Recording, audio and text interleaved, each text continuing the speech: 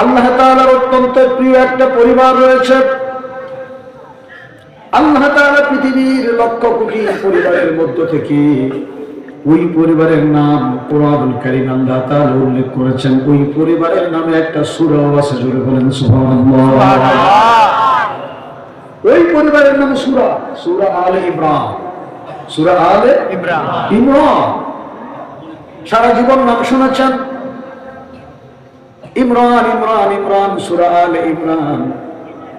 ইমরানের পরিবার নিয়ে সূরা, ইমরানের পরিবার নিয়ে আলোচনা। এই পরিবারটাকে আল্লাহ তাআলা কত পছন্দ করলে এই পরিবারের ঘটনা, এই পরিবারের কাহিনীটা আল্লাহ তাআলা তামাম পৃথিবীর মানুষের জন্য কিয়ামত পর্যন্ত কুরআনুল কারীমে তুলে ধরে দিয়েছে। কত ভালোবাসলে পরে একটা পরিবারের নাম কোরআন শরীফে থাকতে পারে। সুবহানাল্লাহ বলুন। সুবহানাল্লাহ। তাহলে বলুন সূরার নাম কি? সূরা আলে ইমরান। আলে ইমরান, ইমরানের পরিবার। ইমরানের পরিবারের নাম সূরা। সূরা শব্দের অর্থ হলো অংশ। সূরা মানে কি? অংশ। আমরা বলি না সূরা না, সূরা ফালাক, সূরা ইখলাস। এই সূরা মানে কি? অংশ। মানে এই অংশের ভিতরে ইমরান এর পরিবারের কথা আল্লাহ তাআলা তুলে ধরেছেন। সুবহানাল্লাহ। প্রথম হলো ইমরান কি, একটু পরিচয় দরকার আছে না? ইমরান হলো বাইতুল মুকাদ্দাসের ইমাম। বাইতুল মুকাদ্দাস কি? যে মসজিদ হযরত সুলাইমান আলাইহিস সালাম তৈরি করেছেন জিনদের মাধ্যমে। সুবহানাল্লাহ। সুবহানাল্লাহ। সূচনা করেছেন দাউদ আলাইহিস সালাম। ইতিহাস জানবেন, বাইতুল মুকাদ্দাসের সূচনা করেছে কি? হযরত দাউদ আলাইহিস সালাম। আর এই কাজের সমাপ্তি করেছেন হযরত সুলাইমান আলাইহিস সালাম। বাপ বেটা দুজন মিলেই বাইতুল মুকাদ্দাস মসজিদ নির্মাণ করেছেন। সুবহানাল্লাহ বলুন। সুবহানাল্লাহ। এই ধারাটা তখনও অব্যাহত ছিল। আমরা কিন্তু এখন মসজিদ ঝাড়ু দিলে, মসজিদে আযান দিলে মনে করি যে লোকটা দুর্বল মানুষ, ছোটখাটো মানুষ, তার ইজ্জত সম্মান কম, এই জন্য মসজিদে আযান দেয়। কথা কম। মসজিদ ঝাড়ু দিলে আমরা বলি যে এই বেটা তুই ঝাড়ু দিবি কেন, এটা তো মুয়াজ্জিনের কাজ। মানে মসজিদ ঝাড়ু দেওয়াটাকে আমরা মনে করি এই কাজটা আমি কেন করবো, এটা তো কি করবে? মুয়াজ্জিন। তো ছোট মানুষ 5-7 হাজার টাকা বেতন পায়, সে করবে। আমি তো দেশের এলাকার কোটিপতি, 10 তলা 20 তলা বিল্ডিং আছে, আমি কত কোটি টাকার মালিক, আমি কেন এই কাজ করবো? এই মন মানসিকতা আমাদের লালন করি আমরা, ঠিক কিনা? আমার ভাইয়েরা, আল্লাহর কসম করে বলি, ইজ্জত যদি, সম্মান যদি আপনি কুড়াতে চান, সম্মান অর্জন করতে চান, মসজিদ ঝাড়ু দিবেন, মসজিদ কুড়াবেন, মসজিদের খেদমত করবেন। এটা নবীদের কাজ ছিল। জোরে বলেন সুবহানাল্লাহ। এখন বাইতুল মুকাদ্দাসের ঘটনাটা একটু না বললে আবার একটু থেকে যায়। দাউদ আলাইহিস সালামের সময় একটা মহামারী হয়েছিল, অনেক বড় মহামারী, যে মহামারীতে লক্ষ লক্ষ মানুষ মারা গেছে। তখনকার সময় তো মানুষের সংখ্যাও ছিল কম, এরপরেও কোন কোন তাফসীরে এসেছে লক্ষাধিক মানুষ মারা গেছে। আমাদের দেশে করোনা ভাইরাস হয়েছিল না কিছুদিন আগে, বহু মানুষ মারা গেছে। তো করোনা ভাইরাস তো শুধু বাংলাদেশে না, সারা পৃথিবীতে হয়েছে। তো তখনকার সময় একটা মহামারী হয়েছিল, অসংখ্য মানুষ ইন্তেকাল করেছে। অল্প কিছু মানুষ ওই মহামারীর থেকে রক্ষা পেয়ে আল্লাহর শুকরিয়া আদায় করে হযরত দাউদ আলাইহিস সালামের কাছে আসছিলেন। আল্লাহর পয়গম্বর দাউদ নবীর কাছে আসার পরে সকলে বললেন, আল্লাহর পয়গম্বর, আল্লাহ তাআলা আমাদেরকে বিপদ থেকে বাঁচিয়েছেন, হায়াত দান করেছেন, বড় মহামারী থেকে আল্লাহ তাআলা আমাদেরকে রক্ষা করেছেন। এই জন্য আমরা কি করতে পারি, আপনি পরামর্শ দেন। পরামর্শ চাইছে কার কাছে? কথা বল না, কার কাছে? আল্লাহর পয়গম্বর নবীর কাছে। এখন তো মানুষ পরামর্শ চাইতে জানে না, পরামর্শ চাই সুদখোরের কাছে, ঘুষখোরের কাছে, মদখোরের কাছে, এলাকার নেতার কাছে, ঠিক কি না?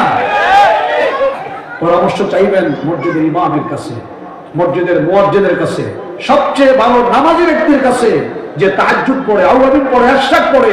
তার পরামর্শে কখনো আপনি উল্টো পথে যাবেন না।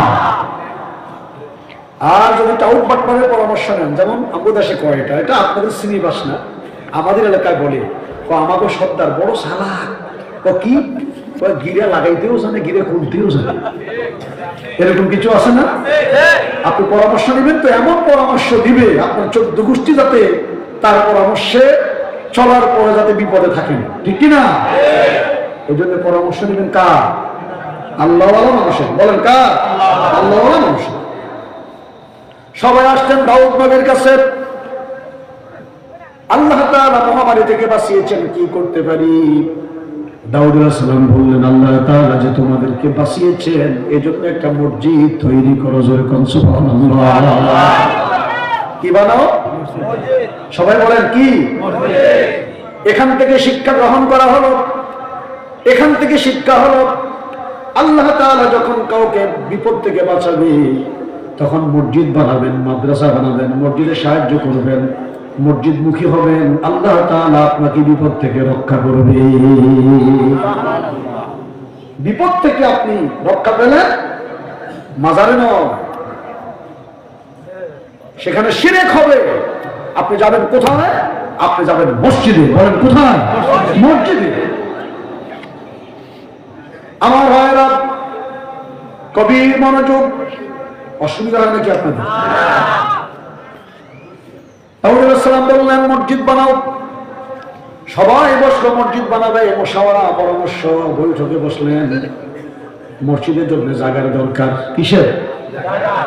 একজনে বলল আমি 1 শতক জায়গা দেব, আরেকজন বলল 2 শতক দেব, আরেকজন বলল 3 শতক দেব। এভাবে দিতে দিতে অনেক জায়গা হয়ে গেছে। জোরে বলুন সুবহানাল্লাহ। এখন চতুর্দিকে জায়গা হয়েছে, মাঝখানে একটু জায়গা বাকি।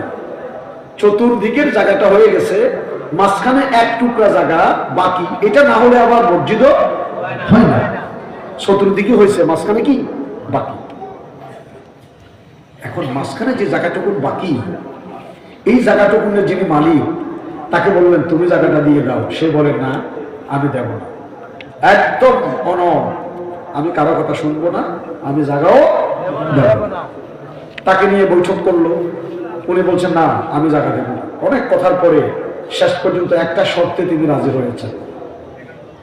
কি শর্ত? হলো আমার এই জায়গাটা আমি যত উঁচু, মানে আমি যত লম্বা, এত লম্বা করে বাউন্ডারি তো বুঝেন, দেওয়াল উঠাইতে হবে।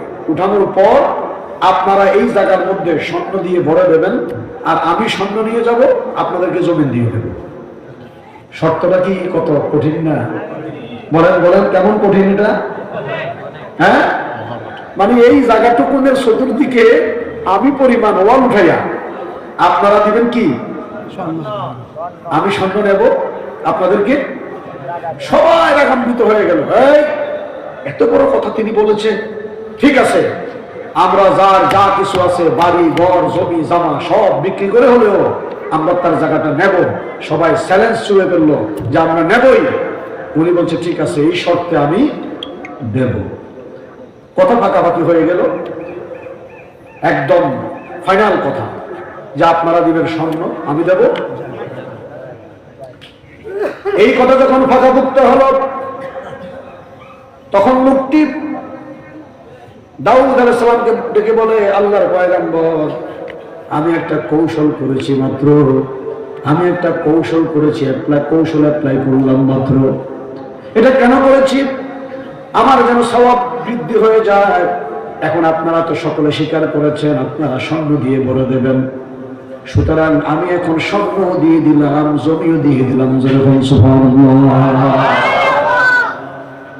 আমি এটা কৌশল করলাম মাত্র, এখন আপনারা তো স্বর্ণ দেওয়ার স্বীকার করেছেন, আমি আল্লাহ রাস্তায় মসজিদের জন্য স্বর্ণ দিলাম, জমিও দিলাম।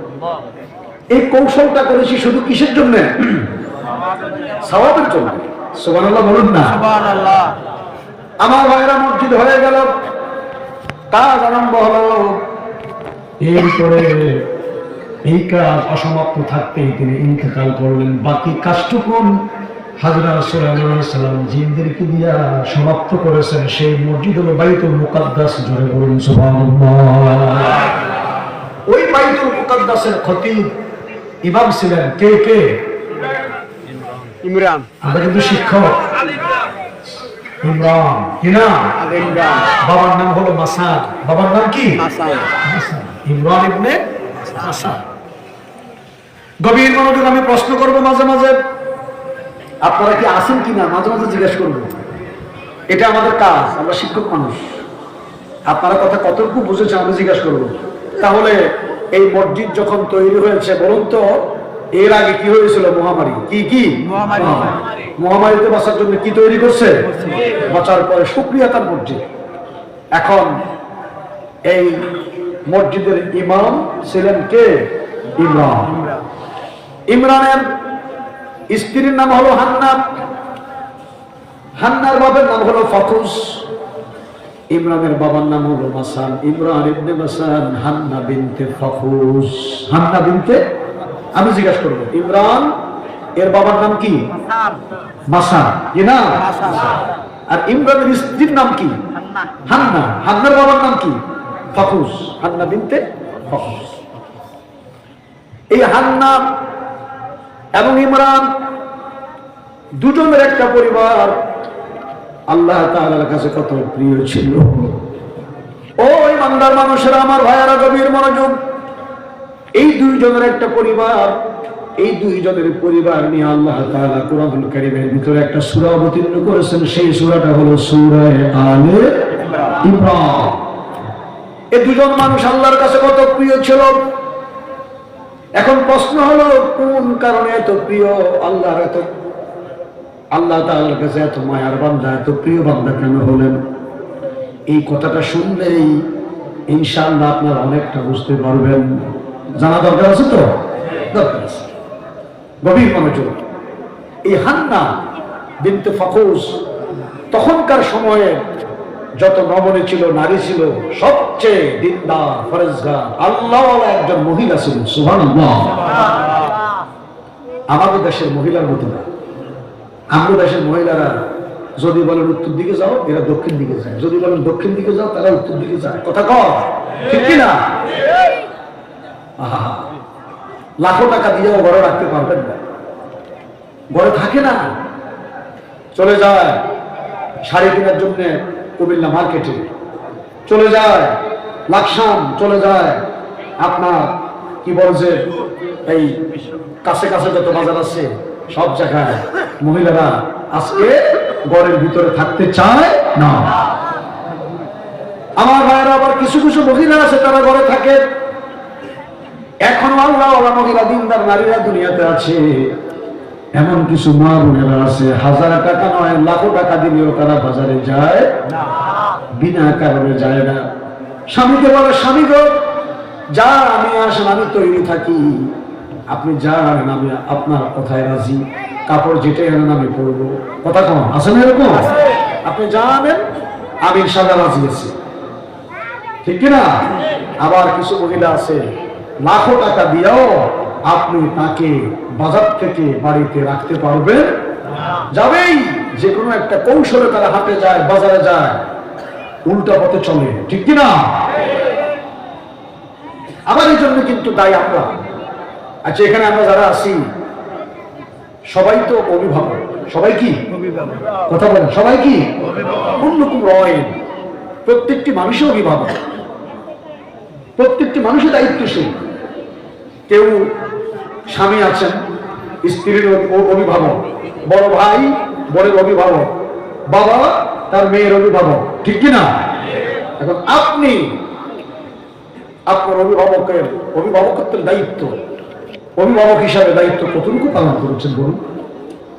আপনি তো অভিভাবক।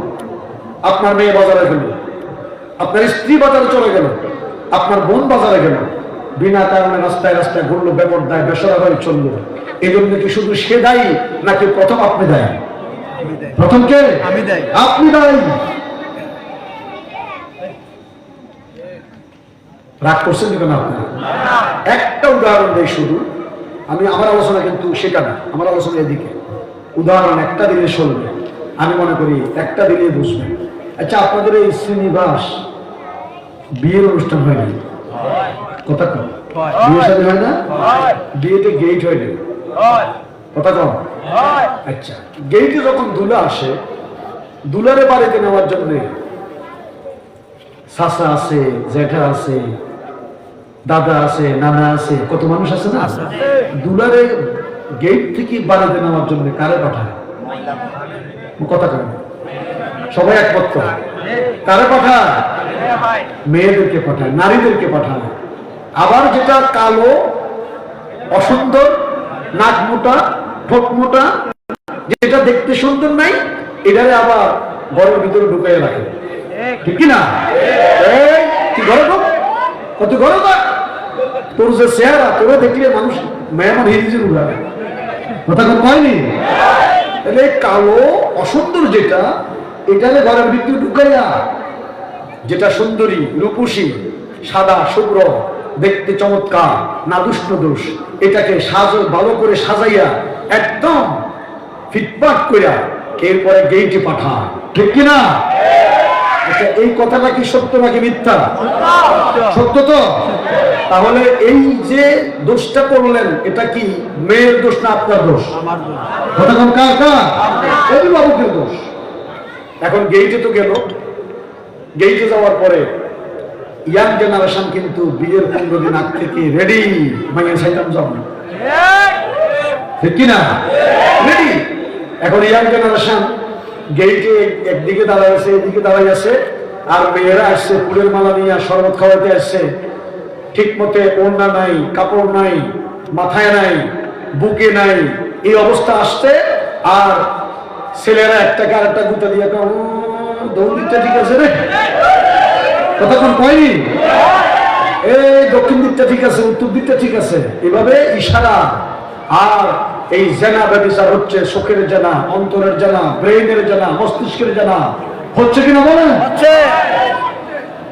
এরপরে কি হলো? সলিমুদ্দিন ছেলে কলিমুদ্দিন মেয়ের নাম্বার নিয়ে গেছে, ওই জিগারে সুন্দর লাগছে এটা আর কি, কথা কন। নেওয়ার পরে এখন নেটওয়ার্ক লাগাই দিছে, রাতে 3টা বাজে পিস পিস পিস পিস করে, 2টা বাজে পিস পিস, কথা কন, ঠিক কিনা? আশ্চর্য কথা, এখন পায়খানার উপরেও পিস পিস, বোরগার তলেও পিস পিস, ছাদের উপরে পিস পিস, কথা কন। এই চলতে চলতে চলতে চলতে প্রেম ভালোবাসা বাড়তে বাড়তে বাড়তে বাড়তে এক সময় সলিমুদ্দিন মাইয়া কলিমুদ্দিন খোলাসা চলে যায়, কথা কন, ঠিক কিনা? এই দোষে দোষী কে বলেন? আমি। বলেন কে? কে? আমি। আমি। রাস্তা দেখেছে কে? আপনি। পর্দা এদেশে ওয়াজ, রাগ করছেন না? এই একটা উদাহরণ দিলাম, শুধু বুঝে নেবেন। তাহলে বেপর্দার পিছনে নারীরা যত দায়ী, নারীর অভিভাবক গার্ডিয়ান তার থেকে অনেক গুণ বেশি দায়ী। আল্লাহ তাআলা এজন্য বলেছেন, পর্দার বিষয়ে প্রথমে পুরুষের কথা বলেছেন, কুল্লিল মুমিনিনা ইয়াগুদ্দু মিন আবসারিহিম ওয়া ইয়াহফাযু ফুরুজাহুম।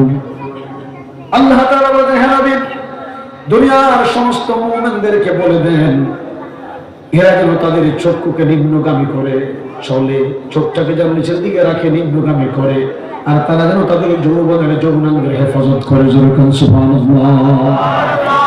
আগে পুরুষকে বলেছে, কাকে? পুরুষ। তাহলে সবচেয়ে দায়ী পুরুষ। দায়ী কে? আমার বাইরে সেদিকে গেলাম না, মাঝখানে একটু কথা আসতে বলে দিলাম। গভীর মনোযোগ। হান্না ছিলেন তখনকার যুগের সবচেয়ে বড় আল্লাহওয়ালা নারী, আর তখনকার সময়ে সবচেয়ে বড় আল্লাহওয়ালা পুরুষ ছিলেন ইমরান। সুবহানাল্লাহ। কত বড় আল্লাহওয়ালা মানুষ হলে পরে যে মসজিদে আমার নবী মেরাজ রাতে সমস্ত নবীদের ইমামতি করেছেন, সেই মসজিদের ইমাম হতে পারে, এই পরিবারের কথা আল্লাহ কোরআনে তুলে ধরেছে। জোরে বলেন সুবহানাল্লাহ। দুজন, একটা পরিবার, কোন জিনিসের অভাব নাই, কোন জিনিসের অভাব, সম্মানের অভাব নাই, টাকা পয়সার অভাব নাই, খাওয়ার অভাব নাই, একটা জিনিসের অভাব, তাদের কোনো সন্তান নাই। কি নাই? কি নাই? সন্তান। এই যে আজকে আমরা যারা আছি এখানে, আমি থেকে শুরু করে আমরা সবাই তো কারো না কারো সন্তান, ঠিক কিনা? আমাদের জন্য আমাদের আব্বা আম্মা কত কষ্ট করেছে, কত স্নেহ, কত মায়া, কত মমতা, ঠিক কিনা? যেই পরিবারে ছেলে মেয়ে নেই, সেই পরিবার কতটুকু অসহায়, ঠিক কিনা? কত আফসোস, এক একজন কোটি কোটি টাকা খরচ করার পরেও একটা সন্তান অনেকের হয় না। এটা দান কার? জোরে বলেন কার? এটা মনে করেন না যে আমার বাহাদুরি। আল্লাহ তাআলা কোরআনে বলেছেন, ইয়াহাবু লিমান ইয়াশাউ ইনাসা ওয়া ইয়াহাবু লিমান ইয়াশাউ যুকুরা। আল্লাহ তাআলা বলেন, আল্লাহ তাআলা যাকে ইচ্ছা কন্যা সন্তান দেন, যাকে ইচ্ছা আল্লাহ তাআলা পুত্র সন্তান দেন। সুবহানাল্লাহ, সুবহানাল্লাহ। ইয়াহাবু বলেছে, ইয়াহাবু, ওয়াহাবা ইয়াহাবু মানে দান করেন। কি করেন? এটা দান, দান। এটা কি? দান। আল্লাহ তাআলা বলেন, আও ইউযাব্বিজুহুম যুকুরানান ওয়া ইনাসা, যাকে ইচ্ছা তাকে ছেলেও দেন, তাকে মেয়েও দেন। জোরে কোন সুবহানাল্লাহ। وَيَجْعَلُ مَن يَشَاءُ عَقِيمًا, যাকে ইচ্ছা ছেলেও দেন, মেয়েও দেন, তাকে বন্দা করে রাখে। তাহলে বলুন তো, এক বাক্যে ছেলে দেওয়ার মালিক কে? আল্লাহ। মেয়ে দেওয়ার মালিক কে? আল্লাহ। ছেলে মেয়ে দুটো দেওয়ার মালিক কে? আল্লাহ। একদম না দেওয়ার মালিক কে? আল্লাহ। ছোট্ট কালে যখন ওয়া শুনতাম, তখন হুজুররা বলতো মুনাজাতে, একটা ছেলে দে রে আল্লাহ, একটা ছেলে দে, কামাই খাওয়ার নহে, মরলে মাটি দিবে কে? এই যে বুড়া মানুষগুলি আজকে বাহাদুরি করে, আমার ছেলে আমেরিকা, লন্ডন, জাপান অসুস্থ হলে টাকা পাঠায়, ডাক্তারের কাছে নেন। এই যে এই দানটা কার? আমার ভাইরা, তাদের সবকিছু আছে, নাই কি? কথা কি বলে গেলেন? কি নাই? কি নাই?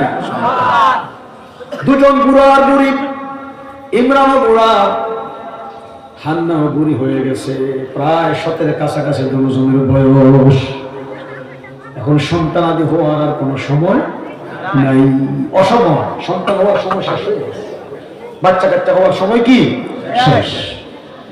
এমত অবস্থায় হান্না বিনতে ফাখুস, ইমরানের স্ত্রী, একদিন ঘর থেকে বের হলেন। ঘর থেকে বের হওয়ার পরে আস্তে আস্তে করে একটু বাগানের দিকে গেলেন। বাগানের দিকে যাওয়ার পরে দেখলেন ওই গাছের ডালের মধ্যে একটা পাখি, মা পাখি তার বাচ্চাকে আদর খাওয়ায়, আদর করে, যত্ন করে, স্নেহ মমতা করে। জোরে কন্যা সুবহানাল্লাহ। উনি দেখলেন একটা মা পাখি তার বাচ্চাকে আদর করছে। সুবহানাল্লাহ। আমি আজকের কথা বলি, আমার বাড়িতে কবুতর আছে, এটা আমি শখ করে ফেলি। একবার একটা কবুতর কেনার পরে এটা এমন ভাইরাস, বাকি সবই মরে গেছে। এখন ওই দিন আবার কিনছি। তা আমি মাঝে মাঝে চিন্তা করি যে কবুতর দেখেন বাচ্চা দেওয়ার সময় হবে, মানে ডিম পাওয়ার সময় আস্তে আস্তে করে এটা উস্তানে করে আর কি, মানে কি সোয়া ছোট ছোট সিগা টাইম না আস্তে করে বাসার মধ্যে নিয়ে ডিম পাওয়ার জায়গাটা করে, ঠিক না? ডিম পাওয়ার জায়গা ঠিক করিয়া এবারে ডিম দেয়। ডিম দেওয়ার পরে এই কবুতর, পুরুষ এবং নারী দুজনে মিলে, একজন খাইতে যায়, আরেকজন ডিমের উপরে বসে থাকে। এরপরে উনি আসলে আরেকজন খাইতে যায়, উনি বসে থাকেন, ঠিক কিনা? এরপরে আস্তে করে কিছুদিন পরে বাচ্চা হল। বাচ্চা হওয়ার পর আহারে দেখেন আল্লাহর বান্দার প্রতি কত মায়া।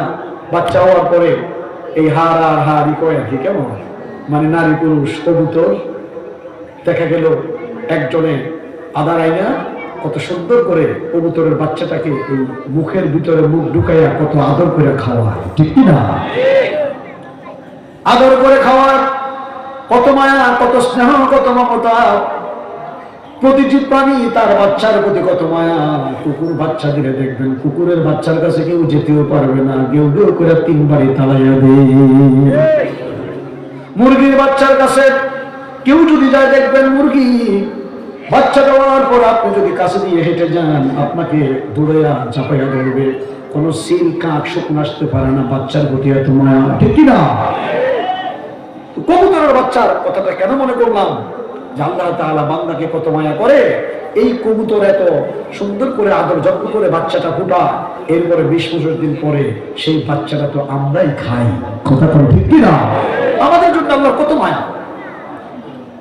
আমার ভাইরা সেদিকে যাচ্ছে না, আবার আমার লাইনে আসছি।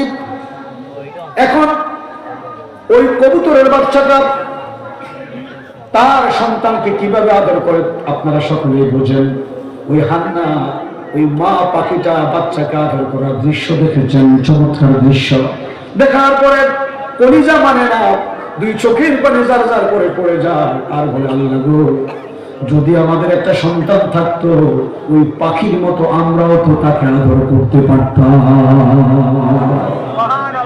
বুড়ো বয়সে আইসা সন্তানের আকাঙ্ক্ষা। ইমরান বাইতুল মুকাদ্দাসের ইমাম খতিব, উনি বাড়িতে আসলেন। আসার পরে স্বামীকে বলে, স্বামী গো, আজকে এমন একটা দৃশ্য দেখলাম, একটা মা পাখি তার বাচ্চাকে আদর করে যত্ন করে। আমরা নিঃসন্তান দম্পতি, ছেলেও নাই মেয়েও নাই, যদি আমাদের আল্লাহ তাআলা একটা সন্তান দিত, এভাবে তো আদর করতে পারতাম, স্নেহ মমতা যত্ন করতে পারতাম। আরে এখন স্বামীও কান্দে, স্ত্রীও কান্দে, ইমরানও কান্দে, হান্নাও কান্দে।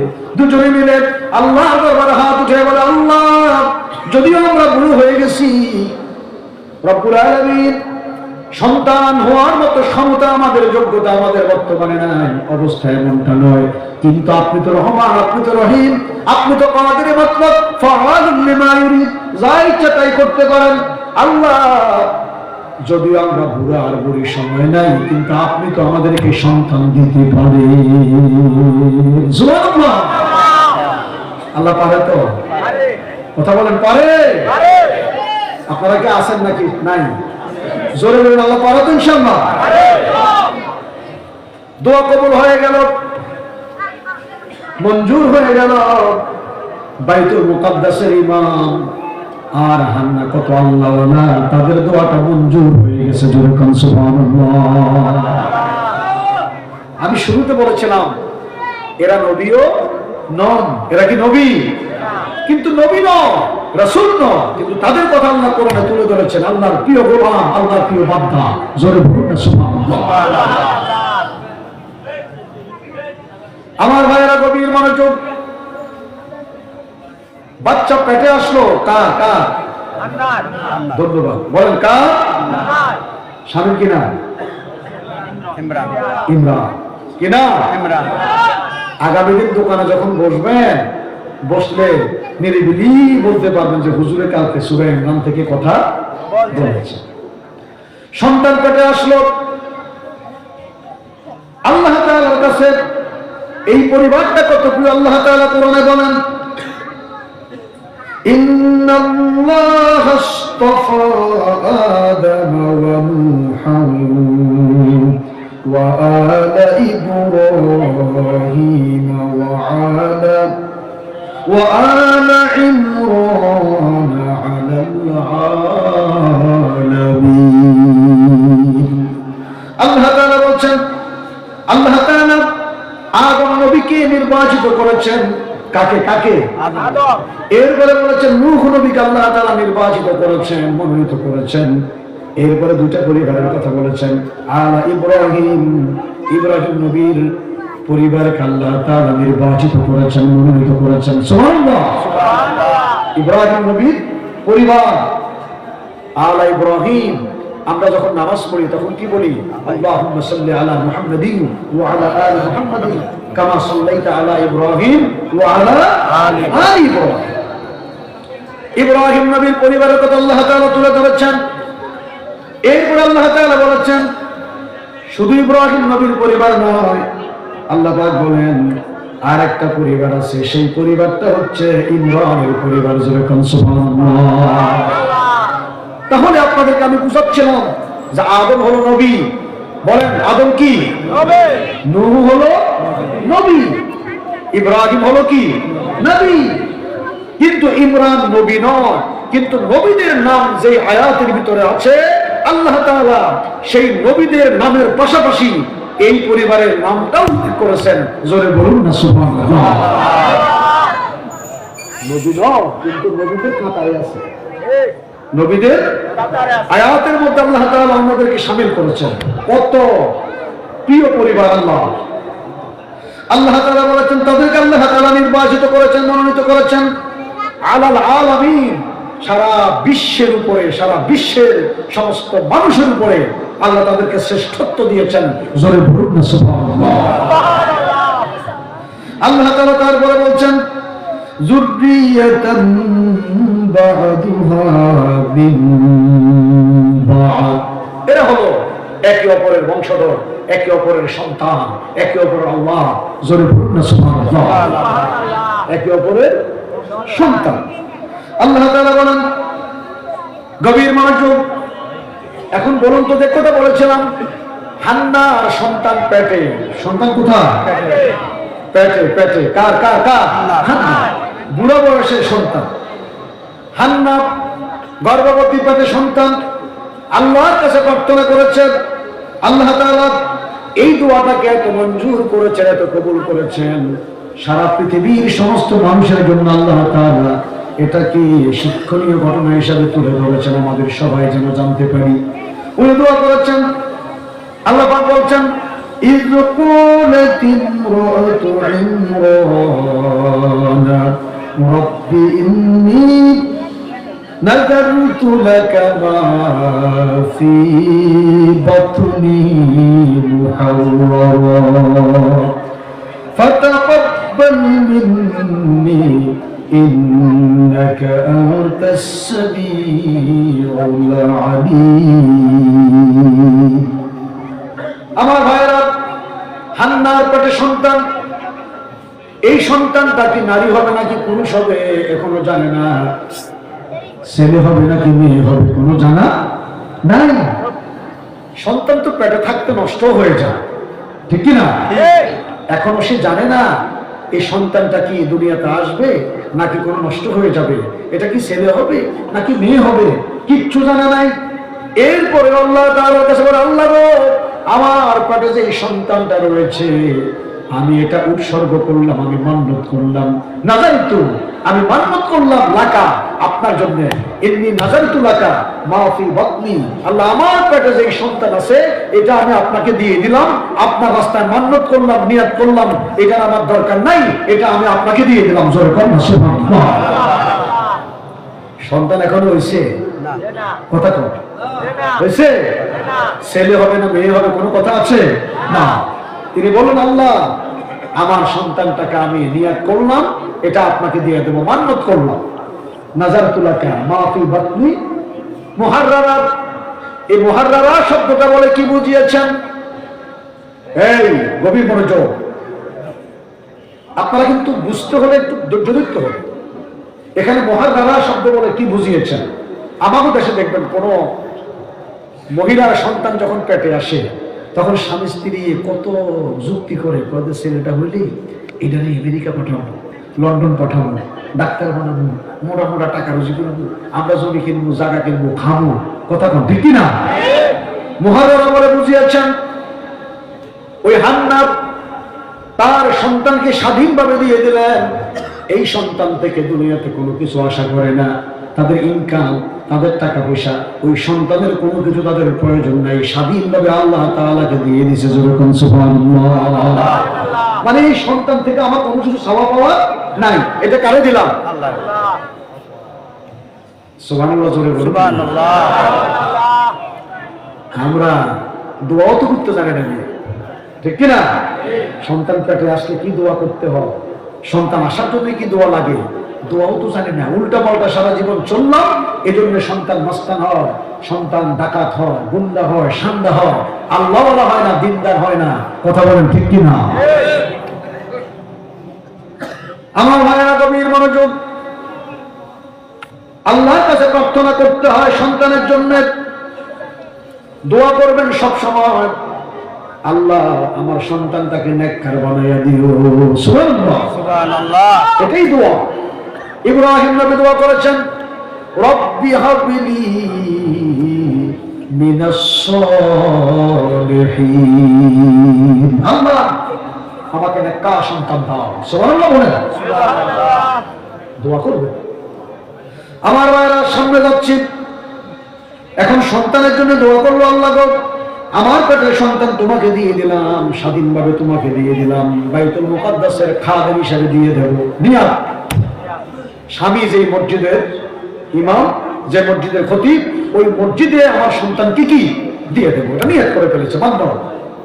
এরপরে নিয়াত করার পরে, মান্নত করার পরে বলেছেন ফাতাকাব্বাল মিন্নি, আল্লাহ গো আমার পক্ষ থেকে এই দোয়াটা, এই মান্যটা তুমি গ্রহণ করো, কবুল করো। যখন সুবহানাল্লাহ, কবুল করো। আমার ভাইরা, আল্লাহ তাআলা বলছেন ফালাম্মা ওয়াদাআতহা ক্বালাত রব্বি ইন্নী ওয়াদাআতুহা উনসা। আল্লাহ বলেন ফালাম্মা ওয়াদাআতহা, যখন সে সন্তান প্রসব করল, যখন সে সন্তান, তখন তিনি বললেন রব্বুল আলামিন আমি তো কন্যা সন্তান প্রসব করলাম। কোন সন্তান? কন্যা। কন্যা, কন্যা মানে কি? মেয়ে। মনে করছিল হবে ছেলে, হয়েছে কি মেয়ে। মসজিদের খেদমত করতে হলে তো ছেলে হলে ভালো না? বাইতুল মুকাদ্দাসের খাদেম হবে, বাইতুল মুকাদ্দাসের খেদমত করবে, তাহলে ছেলে হলে তো ভালো হতো, ঠিক না? কিন্তু হয়েছেটা কি মেয়ে। এখন আল্লাহর কাছে বলতেছে আল্লাহ গো আমি তো মনে করেছিলাম সন্তানকে বাইতুল মুকাদ্দাসের খাদেম হিসেবে দিয়ে দেব, আমি তো নিয়ত করেছিলাম, কিন্তু এখন তো সন্তান তো ছেলে হয় নাই, কি হয়েছে? আল্লাহ তাআলা বলছেন ওয়াল্লাহু আ'লামু বিমা ওয়াদাআ, আল্লাহ বলছেন সে কি প্রসব করেছে, কন্যা নাকি ছেলে, এটা তো যিনি প্রসব করেছেন তিনের থেকেও বেশি জানে কে? আল্লাহ। আল্লাহু আ'লামু, আল্লাহ অধিক জানেন। সে কি প্রসব করছে জানে কে? আল্লাহ। আল্লাহ তাআলা তাকে অভয় দিচ্ছেন, শোনো চিন্তার কোনো কারণ নাই, ওয়ালাইসা যাকারু কাল উনসা। ও হান্না, এমন একজন কন্যা সন্তান আমি তোমাকে দিয়েছি, এই দুনিয়ার ভিতরে কোন পুরুষ সন্তান তার সমকক্ষ হবে না। যেরকম সুবহানাল্লাহ, কথা কি বোঝে?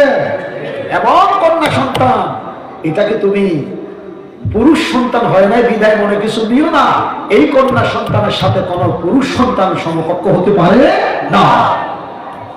ওয়ালাইসা যাকারু কাল উনসা। সুবহানাল্লাহ বলো, সুবহানাল্লাহ। আমরা তুমি মেয়ে মেয়ে হইলে গাল ফুলায়, ঠিক কি না? হ্যাঁ, আমি এখানে ইমামতি করি, এই নাম বলা তো ঠিক না, তার 60টা মেয়ে হয়েছে।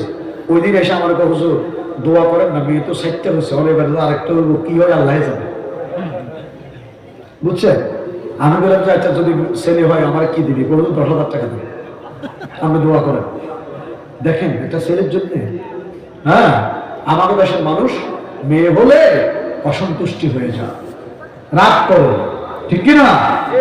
কন্যা সন্তান হলে গোসা করে, বউরে পিটা মারে, হ্যাঁ, দমকা, তুচ্ছ তাচ্ছিল্য করে, কথায় কথায় তাকে আঘাত করে। কথা বলেন ঠিক কিনা?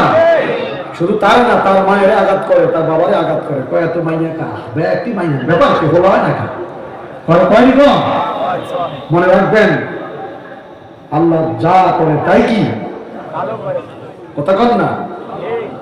আসা আন তাকরাহু শাইয়া ওয়া হুয়া খায়রুল লাকুম, আল্লাহ বলেছেন কিছু কিছু জিনিস তোমরা অপছন্দ করো কিন্তু এটা তোমাদের জন্য কি আল্লাহ।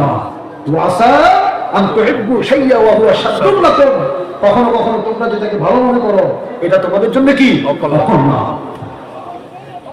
সুতরাং সবকিছুর মালিক কে? আল্লাহ। জোরে বলেন কে? আল্লাহ। আপনাদের কি ঘুম টুম আসতেছে নি কোনো? হ্যাঁ, উচ্চ কণ্ঠে একটু দূরে সরে পড়েন আল্লাহুম্মা সাল্লি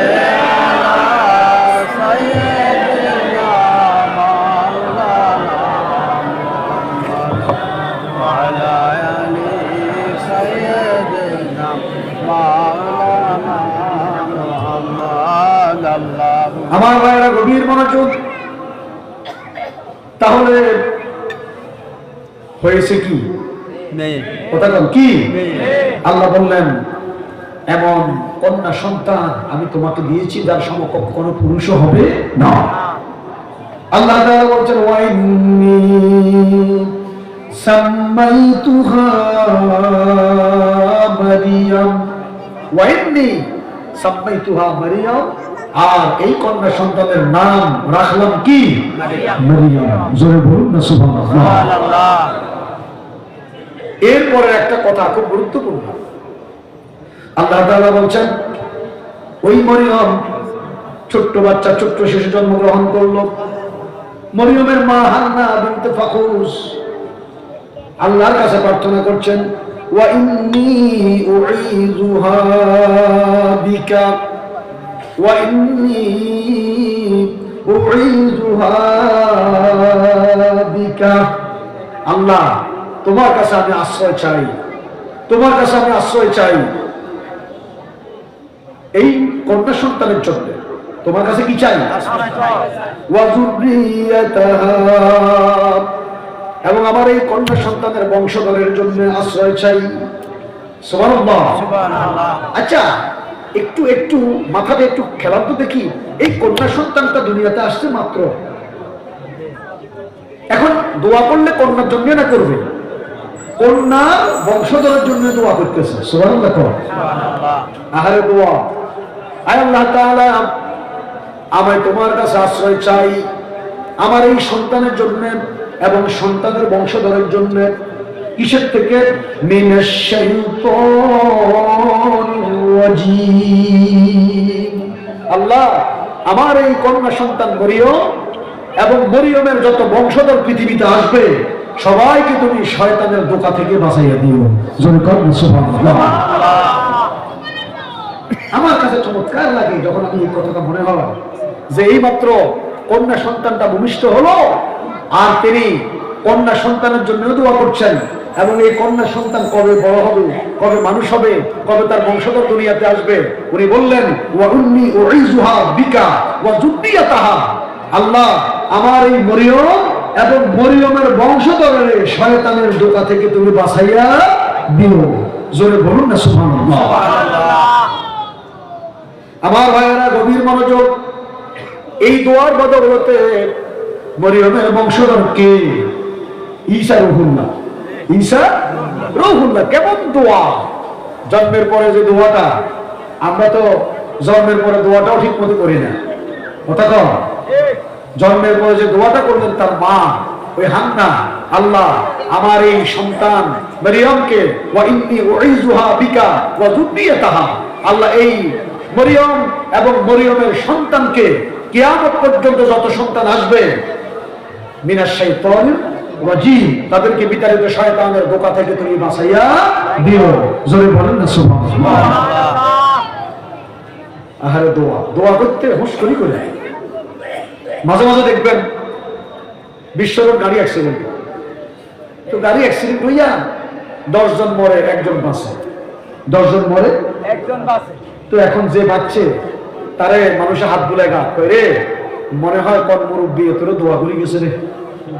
কথা কয় রে কোন মুরব্বীর দোয়া ছিল, নাইলে সব মরে গেছে, তুই কেন দিলে বাচ্চু? কয় না কয় না। আমার এক মামা মামি আর বাচ্চা লাকসাম আসতেছে, রিক্সা হঠাৎ করে ঠাড়া মারছে, ঠাড়া মারিয়া ড্রাইভার মারা গেছে। আচ্ছা রিক্সার ড্রাইভারে আর প্যাসেঞ্জারে কমাইলের দূরত্ব কথা কম, 1 বিঘা। কি দেখেন আল্লাহ পাকের তীর, ড্রাইভার মারা গেছে, আল্লাহ পাক আমার মামিরও বাঁচাইছে, বাচ্চাটারও বাঁচাই গেছে। তবে তারা কয়েক মাস হাসপাতালে আসছিল, কান ভরা হয়ে গেছিল। এখন এদেরকে বাঁচাইছে কি? আর ড্রাইভারকে মানলো কেন? নাকি? তাহলে এই যে দোয়া, বংশধরের জন্য দোয়া করবেন, দোয়া যদি কাজে আইজ না লাগে, কাইল লাগবে, কাইল না লাগবে পশু লাগবে। এমনও হতে পারে 500 বছর পরেও আপনার বংশধরে আল্লাহ পাক বড় একজন কুতুব, বড় ওলি, বড় একজন আউলিয়া আল্লাহ পাঠিয়ে দিতে পারে। এই জন্য দোয়া করবেন, আল্লাহ আমার সন্তানকে তুমি সাপের সুবল থেকে বাঁচাও, বজ্রপাত থেকে বাঁচাও, গাড়ি অ্যাক্সিডেন্ট থেকে বাঁচাও, আল্লাহ বিপদ আপদ থেকে বাঁচাও। আমি মরে গেলে কে দোয়া করবে? এই জন্য আপনি থাকতে থাকতেই সন্তানের জন্য এমন ভাবে দোয়া করে যাবেন, আল্লাহ যেন সন্তানটাকে ওলি বানাইয়া দিন। দোয়া শিখবেন, দোয়া। আল্লাহর কাছে কোনো দোয়া বিফলে যায়। আমার বাবারা গভীর মনোযোগ। আল্লাহ তাআলা হযরত মরিয়মকে এমন মর্যাদা দিলেন। আল্লাহ পাক বলছেন ফাতাকাব্বালাহা রাব্বুহা বিকবুলিন হাসানিন ওয়া আনবাতাহা নাবাতান হাসানা। আল্লাহু আকবার। ফাতাকাব্বালাহা, আল্লাহ তাআলা তাকে কবুল করলেন। কে করলেন কবুল? আল্লাহ। আল্লাহ পাক মঞ্জুর করলেন, কবুল করলেন। রব্বুহা, তার প্রভু তাকে গ্রহণ করলেন, কবুল করলেন। বিকাবুলিন হাসানিন, সর্বোত্তম কবুলিয়ত দ্বারা। জোরে বলুন সুবহানাল্লাহ। ওয়া আনবাতাহা, এবং তাকে বেড়ে তুললেন, বড় করলেন। তাকে কি বড় করলেন? নাবাতান হাসানা, সর্বোত্তম ভাবে তাকে আল্লাহ তাআলা বড় করলেন। কাকে কাকে কাকে? সুবহানাল্লাহ। এই তো ঠিক আছে। কাকে বড় করলেন? আল্লাহ তাআলা বলছেন সর্বোত্তম ভাবে তাকে বড় করলেন। ওয়া কাফফালাহা যাকারিয়া, ওয়া কাফফালাহা যাকারিয়া, আর তার লালন পালনের দায়িত্ব, লালন পালনের ভার আল্লাহ পাক যাকারিয়া আলাইহিস সালামকে দিলেন। জোরে বলুন সুবহানাল্লাহ। এখানে একটু ছোট্ট কথা না বললে অসম্পূর্ণ থেকে যায়। এখন মরিয়ম আল্লাহ পাকের এক প্রিয় বান্দি, এখন তাকে নেওয়ার জন্য সবাই আকৃষ্ট। উনাকে লালন পালন কি করবে? বাইতুল মুকাদ্দাসের ইমামের মেয়ে তো, খতিবের মেয়ে। এখন তাকে লালন পালনের জন্য সবাই চায় কে লালন পালন করবে। আর বছরে বাইতুল মুকাদ্দাসের যে ইমাম মামি ইমরান, মরিয়মের বাবা ইন্তেকাল করেছেন, উনি তখন দুনিয়াতে নাই। এখন বাইতুল মুকাদ্দাসের পরবর্তী ইমাম হচ্ছে উনার খালু যাকারিয়া। উনার খালু, কার খালু? মরিয়মের খালু, মরিয়মের খালু যাকারিয়া আলাইহিস সালাম ইমাম। মানে ইমরান এবং যাকারিয়া দুজন বারা, দুজন কি বারা, কথা বুঝিয়েন কিন্তু, দুজন কি বারা। এখন আগে ছিল এই মরিয়মের বাবা ইমরান, আর এখন খালু বাইতুল মুকাদ্দাসের কি ইমাম যাকারিয়া, হযরত যাকারিয়া। এখন যাকারিয়া আলাইহিস সালাম মনে মনে চিন্তা করে, আরে আমার কাছে লালন পালন হলে এত সুন্দর, কারণ আমার কাছে তার খালা আছে। আর কি খালা আছে, খালার কাছে লালন পালন হওয়া ভালো না? আবার খালু তো, খালুর কাছে তো ভালো, অন্য মানুষের কাছে না দিয়া এখানে সুবিধা ভালো না? মনে মনে আশা করছেন যদি আমার ঘরে আসতো। আর এইদিকে হাজার হাজার মানুষ সবাই নিতে চায়। আল্লাহ তাআলা কোরআনুল কারীমের ভিতরে ঘটনা তুলে ধরেছেন। আল্লাহ তাআলা কোরআনুল কারীমের ভিতরে এই ঘটনাটা খুব চমৎকার ভাবে তুলে ধরেছেন। সুবহানাল্লাহ বলুন সুবহানাল্লাহ। আল্লাহ তাআলা বলছেন তখনকার সময়ে একটা লটারি হলো। কি হয়েছে? লটারি। মানে মরিয়মকে কে লালন পালন করবে এই নিয়ে একটা লটারি হয়েছে। লটারিটা কি? তখনকার সময়ে যে কিতাব ছিল, ওই তাওরাত লেখার যে কলম, মানে ঈসা রুহুল্লাহর আগে মুসা আলাইহিস সালামের উপরে যে কিতাব নাযিল হয়েছে, কিতাবের নাম কি? তাওরাত। ওই তাওরাত লিখত যেই কলম দিয়া, ওই কলমটা নদীতে নিক্ষেপ করবে, স্রোতের মধ্যে নিক্ষেপ করবে। কথা কি বুঝতে পারছেন? নিক্ষেপ করার পর কলম, যার কলম স্রোতের বিপরীতে চলে, মানে স্রোত যাচ্ছে দক্ষিণ দিকে, কলম যাবে অথবা দুটি রেওয়ায়াত আছে। আরেকটা হলো যার কলম স্থির থাকে, স্রোতে নিতে না পারে, ওই ব্যক্তি লালন পালন করবে। জোরে বলেন সুবহানাল্লাহ। এটা কি একটা কঠিন কথা না? কথা বলেন, এটা একটা কি কঠিন কথা না? যে এটা অত্যন্ত কঠিন বিষয়। কিন্তু স্রোত যাবে দক্ষিণ দিকে, কলম যাবে উত্তর দিকে, অথবা স্রোত যাবে, কলম স্থির থাকবে। এখন সবাই মিলে সিদ্ধান্ত নিল এই লটারি হোক, লটারিতে যে টিকবে সে লালন পালন করবে। আমার ভাইরা গভীর মনোযোগ, এখন শুরু হয়ে গেল লটারি। মরিয়মকে কে লালন পালন করবে, দায়িত্ব কে নিবে? লটারি শুরু হয়ে গেল, প্রত্যেকেই কলম নিক্ষেপ করে, কিন্তু কলম স্রোতে নিয়ে যায়, সকলের কলম স্রোতে কি নিয়ে যায়। দেখেন আল্লাহ তাআলা এই কথাটা কোরআন শরীফের ভিতরে তুলে ধরেছেন। আল্লাহ তাআলা বলছেন, ওয়ামা কুনতা লাদাইহিম ইয ইউলকুনা আকলামহুম আইয়ুহুম ইয়াকফুলু মারইয়ামা। জোরে জোরে বলুন না সুবহানাল্লাহ। হে নবী, ওয়ামা কুনতা লাদাইহিম, আপনি তো তখন তাদের কাছে ছিলেন না। আপনি তখন তাদের কাছে কি ছিলেন না? কখন? যখন মরিয়মের লালন পালনের দায়িত্ব কাকে দেওয়া হবে এই নিয়ে যখন কলম নিক্ষেপ করা হয়েছিল, তখন আপনি তাদের কাছে কি ছিলেন না। সুবহানাল্লাহ, সুবহানাল্লাহ। তখনকার ঘটনা আল্লাহ তাআলা তুলে ধরেছে। এখন কলম নিক্ষেপ করা হচ্ছে, যে নিক্ষেপ করে স্রোতে কলম নিয়ে যান। একদম সর্বশেষ মরিয়মের খালু জাকারিয়া চিন্তা করে, আরে আমার কলমও আবার চলে যায় কিনা চিন্তা করে, কিন্তু মঞ্জুর করেছেন কে? আল্লাহ। যেই মাত্র জাকারিয়া আলাইহিস সালাম কলম নিক্ষেপ করেছেন, স্রোত উত্তর দিকে যায়, কিন্তু কলম স্রোতের বিপরীতে দক্ষিণ দিকে চলে যাবে। সুবহানাল্লাহ। মঞ্জুর কার? আল্লাহ। কেমন নারী, কেমন একটা পরিবারের কথা আপনাদেরকে আজকে শোনালাম। কত আল্লাহওয়ালা পরিবার। সুবহানাল্লাহ বলুন। সুবহানাল্লাহ।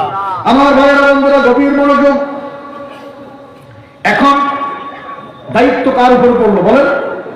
হযরত জাকারিয়া আলাইহিস সালামের উপরে দায়িত্ব পড়লো মরিয়মের লালন পালনের। এখন মরিয়মকে বাইতুল মুকাদ্দাসের একদম একটা কক্ষে, আলাদা একটা কক্ষে তাকে থাকতে দিলেন, জায়গা করে দিলেন।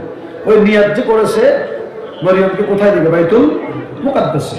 এখন একটা জায়গা করছে যেখানে শুধু মরিয়ম থাকে, আর কেউ থাকে না। সুবহানাল্লাহ।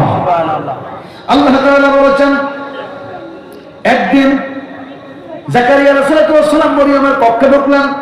কুল্লামা দাখালা আলাইহা জাকারিয়াল মিহরাব। জাকারিয়া আলাইহিস সালাম একদিন মরিয়মের কক্ষের ভিতরে ঢুকলেন। খালু কক্ষের ভিতরে ঢোকার পরে মরিয়মের কক্ষে তিনি দেখতে পেলেন, আল্লাহ তাআলা বলেন, ওয়াজাদা ইনদাহা রিজকা।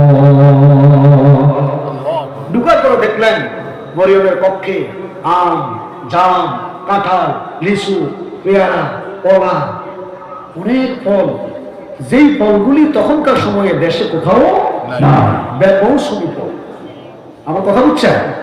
এখন তো খেজুরের রস আছে, আছে না? কথা বলেন না, আছে তো? যদি কেউ কয় যে এই চৈত্র মাসে খেজুরের রস, এটা কি আপনারা দিতে পারবেন না? ঠিক ওই সময়ে যেই ফল দেশে ছিল না, মরিয়মের কক্ষে সেই ফল উনি দেখেছেন। কে দেখেছেন? মরিয়মের কি হয়? সুবহানাল্লাহ। কি কি খালো? ইমরানের কি হয়? মাশাআল্লাহ। ছাত্র ঠিক আছে, আলহামদুলিল্লাহ। ছাত্র কি ঠিক আছে? ঠিক আছে। আল্লাহু আকবার। বড় লাগলো আপনারা বুঝতে পেরেছেন। এখন ঢোকার পরে তিনি ওয়াজাদা ইনদাহা রিজকা, উনি দেখলেন বেমৌসুমী ফল। দেখার পরে প্রশ্ন করলেন, قال يا مريم أنى لك هذا।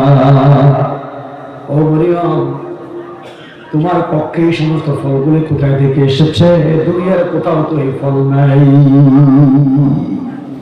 মরিয়ম জবাব দিলেন, قالت هو من عند الله। আমার খালু, এই ফলগুলি দুনিয়ার কেউ আমাকে দেয় নাই, আমার আল্লাহর পক্ষ থেকে আমার পক্ষে এসেছে। জোরে বলুন সুবহানাল্লাহ। জোরে বলুন না সুবহানাল্লাহ। সুবহানাল্লাহ।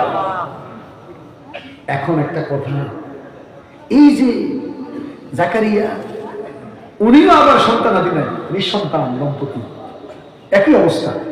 উনার কোনো ছেলে মেয়ে হ্যাঁ, বয়স তো হয়ে গেছে অনেক।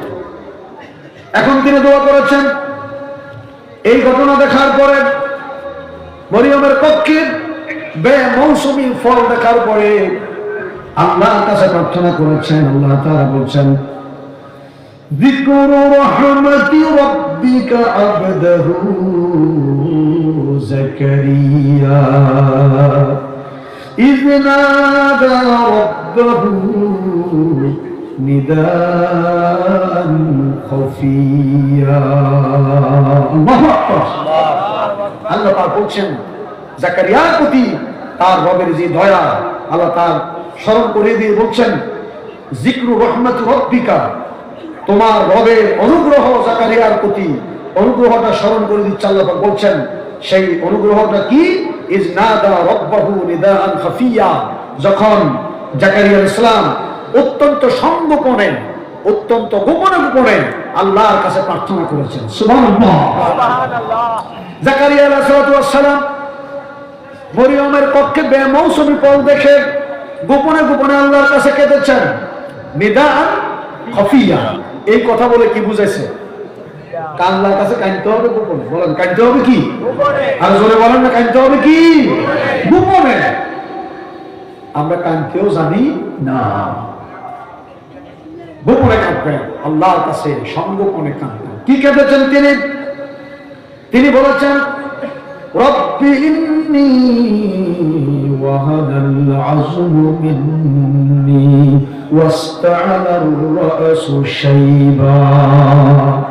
ও প্রভু, আমার হাড়গুলো নরম হয়ে গেছে। ইন্নী ওয়াহানাল আযমু মিন্নী, আমার হাড় নরম হয়ে গেছে। ওয়াসতা'আলার রা'সু শাইবা, আমার মাথার চুলগুলি পেকে গেল, সাদা হয়ে গেল। এরপরে বলে, আল্লাহ গো, ওয়ালাম আকুন বিদুআইকা রাব্বি শাকিয়া। আল্লাহ, আমি কখনো কিন্তু আপনার কাছে কোনো কিছু চাইয়া নৈরাশ হই নাই। মানে আল্লাহকে বলতেছে, আল্লাহ আমার চুল সাদা হয়েছে, হাড্ডি নরম হয়েছে, আমি তো কি চাইতেছি আপনি বোঝেন, তবে আপনি তো আমাকে কখনো খালি হাতে ফিরান নাই। আপনার কাছে চাইয়া তো আমি কখনো মাহারুম হই নাই, আমি কখনো নিরাশ হই নাই। দোয়ার কৌশল দেখেন না। সুবহানাল্লাহ বলেন। সুবহানাল্লাহ। আল্লাহ তাআলার কাছে দোয়া করতেছে, অনেক কথা। ওয়া ইন্নী খিফতুল মাওয়ালি মিন ওয়ারাই ওয়া কানাত ইমরাতি আকিরা ফাহাব লি মিন লাদুনকা ওয়ালিয়া। মোট কথা হলো, আল্লাহর কাছে প্রার্থনা করছেন, আল্লাহ আমি তো বুড়ো হয়ে গেছি, চুল সাদা হয়ে গেছে, আমার একজন উত্তরসূরি হিসাবে আমাকে তুমি একজন সন্তান দান করো। জোরে করেন সুবহানাল্লাহ। এখন সন্তান হওয়ার বয়স আছে নি? আপনারা কি আমার কথা বুঝছেন? সন্তান হওয়ার কি বয়স আছে? আরো জোরে বলেন আছে? নাই, কিন্তু দোয়া তো করছে। দোয়া কি? এমন দোয়া করেছেন গোপনে গোপনে, সংগোপনে। আল্লাহ তাআলা দোয়াটা মঞ্জুর করে ফেলেছে। জোরে কোন সুবহানাল্লাহ। সামনে যাই, আপনি আরেকটু যাই, একটু 2 মিনিট, ঠিক আছে?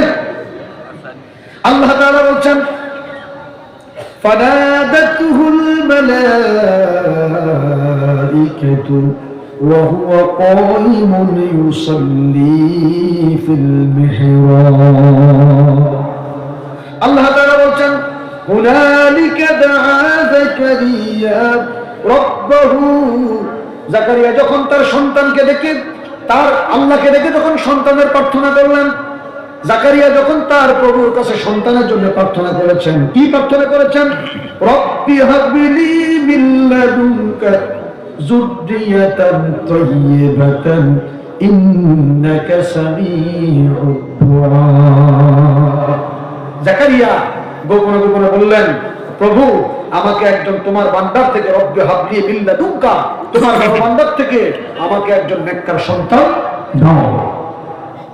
সুবহানাল্লাহ বলেন। সুবহানাল্লাহ। এই দোয়া করার পর আল্লাহ দোয়া কবুল করছেন। এখন মূল কথাটা হলো এই, ফানাদাতুহুল মালাইকাতু ওয়া হুয়া ইউসাল্লি ফিল মিহরাব। জাকারিয়া নামাজে দাঁড়িয়েছেন। কোথায় কোথায়? মেহরাবের ভিতরে নামাজে দাঁড়িয়েছে। যা পায় নামাজে পায়, বলেন যা পায় নামাজে পায়। এখন নামাজে দাঁড়াইয়া জাকারিয়া আলাইহিস সালাম মনে মনে প্রার্থনা করছে কিসের জন্য? সন্তানের। আল্লাহ তাআলা ফেরেশতা পাঠালেন। ওই ফেরেশতা আয়েশা জিবরাইল আয়েশা নামাজের মধ্যে জাকারিয়া আলাইহিস সালামকে বলতেছেন, ও জাকারিয়া, আপনি যে আল্লাহর কাছে সন্তানের জন্য প্রার্থনা করেছেন, আল্লাহ তাআলা আপনাকে সন্তানের শুভ সংবাদ দিচ্ছেন। আল্লাহু ইউবাশশিরুকা বিয়াহইয়া, আল্লাহ পাক আপনাকে একজন সন্তানের শুভ সংবাদ দিচ্ছেন। সেই সন্তানের নাম হলো ইয়াহইয়া। জোরে বলুন না সুবহানাল্লাহ। কি নাম? কি নাম? ইয়াহইয়া। আচ্ছা, এবারে আপনাদেরকে প্রশ্ন করি, জাকারিয়া তখন কি অবস্থায় আছে? আরো জোরে বলেন, কি অবস্থা? নামাজ অবস্থায় উনি সন্তানের শুভ সংবাদ পেলেন। সন্তানের নাম কি? এখন কি সন্তান দুনিয়াতে আইসেনি? কোথায় রয়েছে কি, কিন্তু নাম রাখছে কেনা? নাম রেখে দিছে, কিন্তু সন্তান তো আসবে পরে। এমন ভাবে দোয়া আল্লাহ পাক কবুল করেছেন। আল্লাহ রাব্বুল আলামিন এই নামাজের ভিতরেই তাকে সন্তানের শুভ সংবাদ দিলেন এবং নাম বলে দিলেন। সন্তানের নাম হবে কি? ইয়াহইয়া। সম্মানিত উপস্থিতি, সুতরাং আমি আপনাদের কাছে দীর্ঘ সময় ব্যাপী আমি একটি পরিবার নিয়ে কথা বলেছি, বরাবর 12টা বাচ্চা। ইমরানের পরিবার নিয়ে, সেই হান্নার পরিবার নিয়ে, আর পরবর্তীতে হযরত জাকারিয়া আলাইহিস সালাম এবং মরিয়ম আলাইহিস সালামের সুন্দর একটি ঘটনা বর্ণনা করেছেন কে? আল্লাহ। এই কথাটুকু আমি আপনাদেরকে, এই গভীর রাত পর্যন্ত আপনারা বসে আছেন, আল্লাহ তাআলার কাছে প্রার্থনা করি মাঝে মাঝে যে শিক্ষণীয় কথাগুলি বলেছি, আল্লাহ যেন এগুলি মনে রাখার তৌফিক দান করে সকলে বলি আমিন।